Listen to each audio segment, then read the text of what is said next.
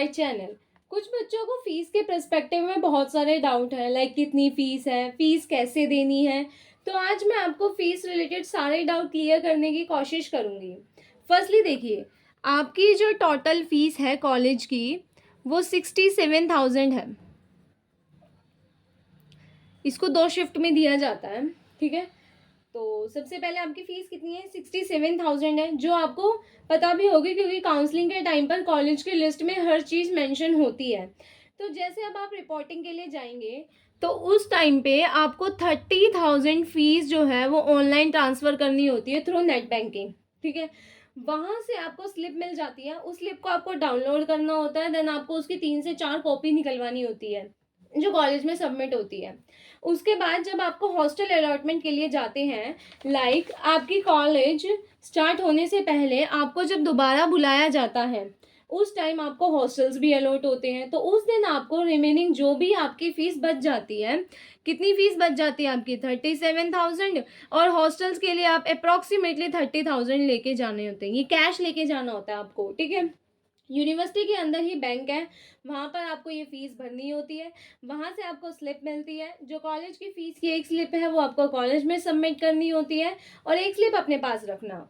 ऐसे ही हॉस्टल की फ़ीस की एक स्लिप हॉस्टल में और दूसरी स्लिप आप अपने पास रखेंगे। सो आई होप आपको ये डाउट तो क्लियर हो गए होंगे कि फ़ीस कैसे देनी है और किस किस 2 फॉर्मेट्स में फ़ीस दी जाती है, कैसे दी जाती है। अब आपको फीस अब आपकी फ़ीस जो वो भरी जा चुकी है। 1 साल की कॉलेज स्टार्ट होने से पहले आपकी 1 साल की फ़ीस भरी जाती है। उसके बाद आप कभी भी अगर कॉलेज छोड़ते हैं तो आपको बॉन्ड के सारे पैसे भरने पड़ते हैं। आपको पता है कि बॉन्ड कॉलेज में साइन करवाया जाता है जब आप काउंसलिंग के टाइम पे जाते हैं। तो आपने अब देखो, आप अपने अपने कॉलेज की फ़ीस जो है वो भर दी, ठीक है। आपने अपने फर्स्ट ईयर कॉलेज की फ़ीस भर दी है। अगर उसके बाद आप कभी भी कॉलेज को छोड़ते हैं तो आपको क्या करना पड़ेगा, बॉन्ड भरना पड़ेगा। अब हम बात करते हैं कि आपको फ़ीस कितनी बार भरनी होती है, मतलब कंप्लीट बीएमएस के क्यूरिकुलम में आपको कितनी बार फ़ीस भरनी पड़ती है। देखिए, सबसे पहले पहले क्या होता था कि जो फर्स्ट ईयर है, लाइक बीएमएस फर्स्ट ईयर है वो 1 साल का होता था, बीएमएस सेकेंड ईयर है वो भी 1 साल का होता था। बट अब क्या होने लग गया, जैसे कि बीएमएस फर्स्ट ईयर है वो 1.5 साल का है, बीएमएस सेकेंड ईयर है वो भी 1.5 साल का है। तो ऐसे ही हम आपको दिखाते हैं। देखिए, आपका जो बीएमएस का फर्स्ट ईयर है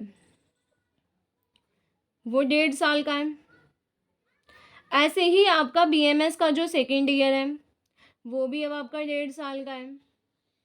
ऐसे ही आपका जो बीएमएस का थर्ड ईयर है वो भी 1.5 साल का है। अब फीस कितनी बार जाएगी वो बता रही हूँ मैं आपको, ध्यान से समझिएगा। 1 साल की फ़ीस ये जाएगी, उसके बाद 1 साल की फ़ीस, 1 साल की फ़ीस ये जाएगी।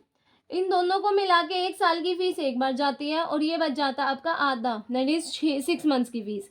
तो कितनी बार फ़ीस गई, 1 2 3 4, इसका मतलब 4 साल की तो कंप्लीट फ़ीस गई। इसका मतलब ये जो 67,000 है ये आपको 4 बार भरने होते हैं और एक बार आपको आधे साल की फ़ीस भरनी होती है, ठीक है। तो ये होता है बीएमएस की फ़ीस का पैटर्न कॉलेज के अंदर। और उसके बाद लास्ट में जो होता है वो आपका इंटर्नशिप होती है।